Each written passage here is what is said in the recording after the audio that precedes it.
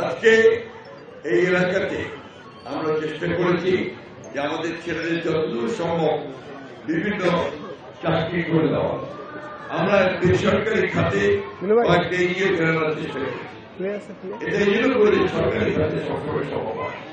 অর্থাৎ আমাদের এলাকার ছেলেদের চাকরি পাশ করে বেরোলে তাদের কর্মসংস্থান, নারীদের কর্মসংস্থান, এই কাজগুলো করার আমরা চেষ্টা করছি।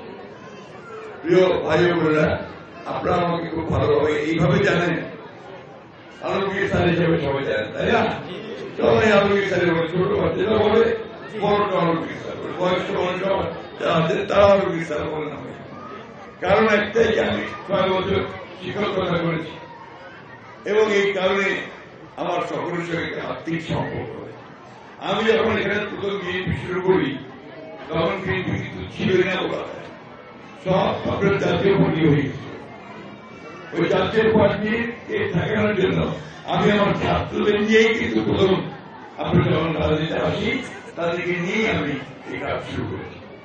আপনাদের সকলের দোয়ায় আল্লাহর অসীম রহমতে বিএনপি কিন্তু এখন একটা শক্তিশালী জায়গায় দাঁড়িয়ে গেছে। এটা দাঁড়ানোর কারণ হচ্ছে যে বিএনপি একটা দল, যে দলটা আমাদের দেশে এখন পর্যন্ত উন্নয়নমূলক কর্মকাণ্ড একদিকে, ডেভেলপমেন্ট অন্যদিকে, গণতন্ত্রকে স্থাপিত করার জন্য কাজ করেছে সফল। আমাদের দেশের যে বেগম খালেদা জিয়া সেদিন ইন্তেকাল হল, মারা গেল। আপনারা দেখেছেন যে ঢাকায় ওই মানিক মিয়া বিরুদ্ধে জানাজার কথা ছিল, মানিক মিয়া বিরুদ্ধে শুধু থাকেনি, সমস্ত ঢাকায় প্রথম জানাজার জায়গায় পড়ছে। প্রত্যেকটা বাড়ির ছাদে, বারান্দায়, এলিভেটেড এক্সপ্রেস হয়েছে, মেট্রো রেলের পর্যন্ত মানুষ দাঁড়িয়ে দাঁড়িয়ে তার দোয়া করেছে। কেন? তাকে মনে করা হচ্ছে যে তিনি অভিভাবক, একটি গার্ডিয়ান, ডেমোক্রেসির গার্ডিয়ান। এই ডেমোক্রেসিকে রক্ষা করতে গিয়ে 6 বছর খেলেছিলেন এবং তা অসুখ হয়েছে, অসুখে তিনি চলে গেছে। আমরা সেই দল, যে দল আমাকে ডেমোক্রেসিকে আপলোড করার জন্য আমরা জেলে যাই, আমরা কষ্ট করি, মামলা খাই, মারা যাই, গুলিবিদ্ধ হই, নিখোঁজ হই, কিন্তু আমরা মাথা নত করে চলে যাবো। কোনদিন করি নাই, এখনো করবো না, ভবিষ্যতে করবো। আমাদের কয়েকটা জায়গায় আমরা আপসহীন। 1971 সালের স্বাধীনতা যুদ্ধের প্রশ্নে আমরা আপসহীন, গণতন্ত্রের প্রশ্নে আমরা আপসহীন, আমরা উন্নয়নের সাথে আমরা আপসহীন, আর অসাম্প্রদায়িকতার ক্ষেত্রে আমরা আপসহীন। এই বিষয়গুলি হচ্ছে আমাদের ভিত্তি। এই ভিত্তিগুলোকে নিয়ে আমরা সামনে দিকে এখানে আমি কোন রাজত্যাগ করতে চাই না। আমি একজন মুক্তিযোদ্ধা সংগঠন, সুতরাং মুক্তিযুদ্ধকে আমি সবসময় আপোর্ট করেছি, এখন আপোর্ট করবো, ভবিষ্যতে করবো ইনশাআল্লাহ। আমাদের ঠাকুরের খুব পিসফুল জায়গা, শান্তিপূর্ণ জায়গা। এই শান্তিপূর্ণ জায়গাকে আমরা কখনো নষ্ট করতে চাই, অশান্তি আনতে চাই। এখানে আমরা হিন্দু, মুসলমান, বৌদ্ধ, খ্রিস্টান সবাই একসাথেই বড় হয়েছে, একসাথেই মানুষ হয়েছে। তো এখানে আমরা সবসময় অসাম্প্রদায়িকতার একটা আবহাওয়া এখানে তৈরি হয়ে আছে, এটা আমাদেরকে সবসময় মেনটেন করতে হবে। আর কেউ যদি সেখানে সাম্প্রদায়িকতা সৃষ্টি করতে চায় তাহলে তারা আমাদের ঠাকুরগাঁয়ে, আমাদের বাংলাদেশে কল্যাণ করছে। আমি শুধু একটা কথা আপনাদেরকে বলবো যে এই নির্বাচনে আমরা এই ঠাকুরগাঁয়ের মানুষেরা, আপনারা যদি আমাকে নির্বাচিত করেন তাহলে শেষে ভোট দিয়ে ঠাকুরগাঁয়ের উন্নয়নমূলক যে কাজগুলো আছে সেই কাজগুলো করার জন্য আপ্রাণ চেষ্টা করবো, অতীতে যেমন করেছে। এই যে রাস্তা দেখছেন আপনারা, এই যে 17 বছর ঠাকুরগাঁও পৌরসভা কোনো কিছু পায়নি, কারণ আমার ছোট ভাই ফয়সাল আপনার মেয়র ছিল, বিএনপি করতো, সেই আমার ভাই, এই কারণে কোনো বরাদ্দ দেওয়া হবে না। এরপরে শরীর দাঁড়িয়েছে, শরীফের ভোট রাত্রিবেলা সব নিয়ে চলে গেছে, ঠিক না? এখানে কিন্তু আমরা সেই সুযোগটা পাই। আমি খুব অবাক হয়ে যাই, আমি যখন ঘুরছি ঠাকুরের সদরটা বিভিন্ন এলাকা, আমাদের এই রাস্তাঘাটের অবস্থা খুব খারাপ।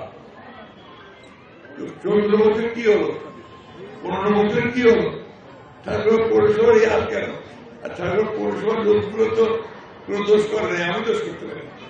তাহলে পরিবার লোকগুলো দোষ করে না, আমার ছোট ভাই দোষ করতে পারে, তাহলে পরিবার লোকগুলো দোষ করে, কিন্তু বঞ্চিত করা হয়েছে, দেওয়া হয়। আজকে সেই কারণে আপনাদেরকে আমি এটুকু আশ্বাস দিতে পারি, আমি যদি নির্বাচিত হই তাহলে ঠাকুরগাঁ হবে আমার প্রায় ঠাকুরগাঁ এই এলাকায় মানুষ খুব দরিদ্র, পুরো ঠাকুরগাঁ জেলা, কারণ এখানে কৃষি ছাড়া অন্য কিছু করে নাই আছে। এই জন্য এই এলাকাকে আপনার উন্নত করতে হলে এখানে ব্যবসা বাণিজ্য শিল্প প্রতিষ্ঠানে পাওয়া যায়, ওগুলো তো রাতারাতি পারবে না, এগুলোর জন্য আপনার বিভিন্ন প্রক্রিয়া আছে, সেটা দিয়ে যেতে হবে। আমাদের এখানে কৃষিভিত্তিক শিল্প তৈরি করা দরকার, কিন্তু শিল্পে বিনিয়োগ করার মতো পয়সা লোক আমাদের এখানে খুব কম, শিল্পপতি কম, তাই না? আমাদেরকে থেকে বাইরের লোকজন সেখানে গাজী ফার্ম বাইরের লোক, আর অনেকগুলো ফার্ম আছে, এখানে স্থানীয় লোকজনেরা আমরা কিন্তু ব্যবসা বাণিজ্য সেইভাবে আমরা করতে পারি না, কারণ আমাদের পুঁজি নাই, ক্যাপিটাল নাই। ওর জন্য আপনার মুরব্বী দরকার, ওর জন্য মানুষ দরকার, তিনি জোগাড় করবেন এবং আমাদের যারা ব্যবসা করছে তাদেরকে ব্যবসা করতে সাহায্য।